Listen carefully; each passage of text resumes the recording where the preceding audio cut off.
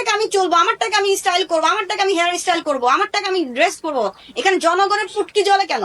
আমার জীবন আমি যেভাবে বলছি সেভাবে পাস করবো। আপনারা জনগণ একটা কথা বলতে পারবেন না, বলে ভালো কথা বলবেন, খারাপ কোনো কথা বলবেন না। প্রতিদিন একই রকম এক একটা চুল পড়ে। হ্যাঁ, জনগণ কোনো একটা কথাও বলবে না।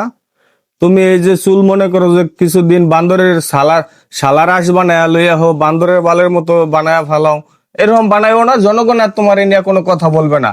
আর পুটকি তো মামুনি মনে করো জনগণের জ্বলে না, পুটকি জ্বলে তোমার।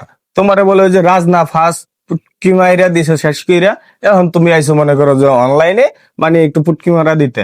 আর এই যে যে সাংবাদিকরা আছে, এই সাংবাদিকরাই তোমার চয়েস করে, পছন্দ করে, এজন্য ওরা তোমার দ্বারে যায়।